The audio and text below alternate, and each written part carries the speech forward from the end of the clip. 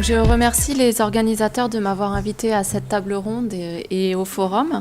Je souhaiterais montrer comment l'on peut s'appuyer sur les compétences que l'on a l'habitude de mobiliser pour un enseignement de français langue étrangère générale pour la mise en place de modules de français sur objectifs universitaires. Je décrirai rapidement le contexte dans lequel j'interviens. J'aborderai la démarche que j'ai retenue pour un module de français écrit intitulé « Améliorer ses écrits scolaires et professionnels » et je ferai le point sur quelques compétences mobilisées pour la conception et la réalisation du module concerné. Alors, l'école des ponts forme des ingénieurs dotés d'une double compétence technique et managériale dans le domaine du transport, de l'aménagement, de l'habitat. Elle accueille chaque année en formation d'ingénieurs une centaine d'étudiants internationaux d'un niveau minimum A2 du CECRL. 20% du temps d'enseignement de la formation d'ingénieurs est consacré aux langues, donc y ont accès tous les élèves de première, deuxième et troisième année. Et l'école propose l'enseignement d'une dizaine de langues, dont le français. Les modules de français à l'école des ponts répondent à un triple enjeu: faciliter la compréhension des modules scientifiques et techniques, préparer au stage en entreprise et à la vie professionnelle et favoriser l'intégration académique, culturelle et l'interculturelle. La section de français donc offre un module intitulé « Améliorer ses écrits scolaires et professionnels » d'une durée de 26 heures sur 13 semaines.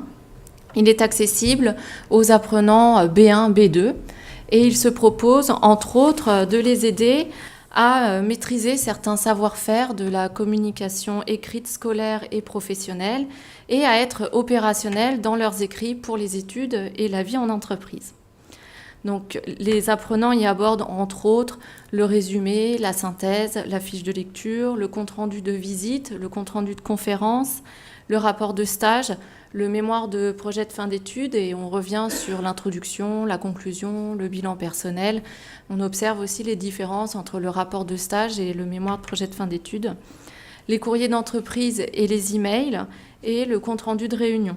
On y travaille des savoir-faire tels que décrire, définir, démontrer, synthétiser, comparer, commenter, hiérarchiser, argumenter, mettre en évidence, prendre position. Donc, le module proposé a été conçu par l'équipe de permanents et repose sur certains principes. Proposer des activités transversales, car il faut composer avec la diversité des publics et des disciplines représentées.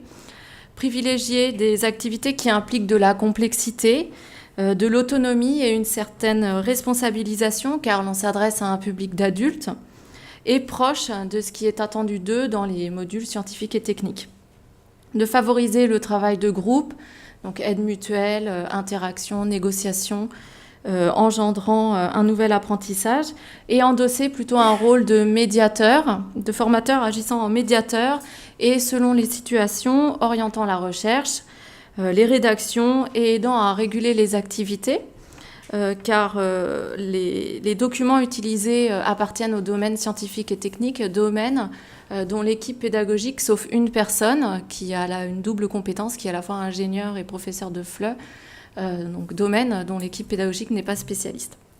À partir de ce cadre proposé par la section de français, mes recherches en didactique des langues et mon expérience m'ont poussé à adopter un guidage souple et à favoriser l'individualisation des parcours et à intégrer des outils numériques tels qu'Internet, TitanPad ou le Drive de Gmail. Donc, en effet, le numérique s'accorde bien avec les méthodes privilégiant l'étudiant comme auteur de son apprentissage et les approches qui prennent en compte l'importance de l'interprétation des connaissances sélectionnées pour débouchant sur une restructuration du réseau cognitif. Et j'ai pu observer dans une recherche précédente qu'Internet permet de proposer une activité exploratoire qui se caractérise par la variété des cheminements possibles, la liberté de parcours et le contrôle par l'apprenant de ses investigations. J'ai appliqué cette démarche dans améliorer ses écrits scolaires et professionnels. Donc, j'ai sélectionné des documents bruts sur la toile à partir desquels j'ai construit des scénarios pédagogiques. Les apprenants disposent de différents documents réunis autour d'un thème donné, mais ils sont libres d'en proposer d'autres, pour observer leur structure, les éléments langagiers spécifiques, pour extraire des informations, les traiter et les transposer, ce qui permet d'enrichir leur production écrite. Ces documents relèvent de leur discipline. Les apprenants ne travaillent pas tous sur les mêmes documents ni à la même vitesse, et les ressources sont diversifiées, c'est-à-dire que pour le compte-rendu de visite, par exemple, les élèves de génie civil vont plutôt travailler sur une visite de chantier du campus de Jussieu, et puis les apprenants qui étudient en génie industriel travailleront sur une visite d'une entreprise spécialisée dans la logistique. C'est également l'occasion de proposer des activités laissant une certaine liberté, confrontant à des questionnements et plaçant en position de responsabilité. Toutes les productions écrites se font sur ordinateur pendant les séances, à l'aide du Drive, de Gmail ou de TitanPad, ce qui permet de mettre en place une écriture collective. Je peux également intervenir de manière instantanée sur les textes, et les apprenants, quant à eux, peuvent appliquer la double ou la triple correction. L'équipe enseignante s'est basée sur les étapes suivantes que l'on retrouve en FOSS. Donc une analyse des besoins, ils sont allés sonder les étudiants sur les tâches qu'ils doivent accomplir dans leur discipline, les enseignants, les responsables de département sur ce qui est attendu d'eux, afin d'amener les apprenants à maîtriser la méthodologie de production des écrits de leur domaine et comprendre les cultures disciplinaires et professionnelles. Les permanents ont ensuite procédé à une collecte de données. Ils sont allés récupérer les productions d'anciens élèves, les polycopier, les énoncés d'examen et leurs corriger, les rapports de stage, les mémoires de projet de fin d'études, ce qui permet d'accéder aux discours utilisés. Chaque enseignant est ensuite responsable d'analyser les données recueillies pour opérer ensuite des choix sur ce qui est principalement abordé dans le module et d'élaborer son propre scénario pédagogique. À la première séance du module, les apprenants remplissent une fiche d'analyse des besoins, les sondant sur les difficultés qu'ils rencontrent en cours, sur leurs points forts dans la communication écrite et sur les objectifs qu'ils se sont fixés pour le module. Alors, les compétences mobilisées pour un enseignement de FLE ou de FOU sont plutôt convergentes. Le défi relève du fait que le formateur est spécialiste de la didactique des langues et de certains contextes d'enseignement. Les apprenants sont spécialistes de leur discipline et connaissent plus ou moins le métier qu'ils exerceront. Donc, il est important de s'appuyer sur les connaissances des apprenants, leur faire confiance et d'agir en médiateur.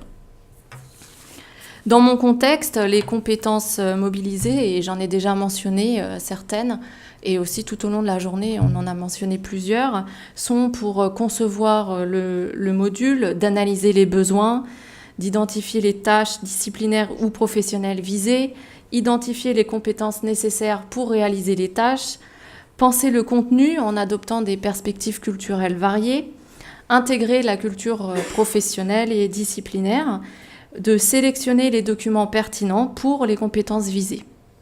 Pour piloter et animer le module, de susciter l'intérêt et la motivation des apprenants, de favoriser l'autonomie et la co-construction des connaissances et des compétences, de proposer des activités en cohérence avec les compétences et les objectifs des apprenants et aussi gérer l'imprévu. Et pour évaluer le module, de définir les objectifs spécifiques et les contenus de l'évaluation, de concevoir et proposer des activités d'évaluation explicitement liées aux objectifs de la formation, d'interpréter les résultats de cette évaluation et de mettre en œuvre des solutions de remédiation. Néanmoins, il est souhaitable qu'un spécialiste de son domaine, donc enseignant de français langue étrangère, engagé dans une démarche de recherche, observation, analyse, problématisation, procède par immersion, par une analyse des besoins et une collecte de données dans un domaine pour lequel il n'est pas spécialiste. Il devra également opérer un travail de décentration à la manière d'un ethnologue, et celle-ci, elle s'effectue via les interactions avec les spécialistes ou des spécialistes du domaine, et est alimentée par la nécessité d'établir des ponts interdisciplinaires et, dans mon contexte, de transposer des composantes relevant de l'habitat, de l'environnement, de l'aménagement, dans le domaine de l'enseignement des langues. Je vous remercie.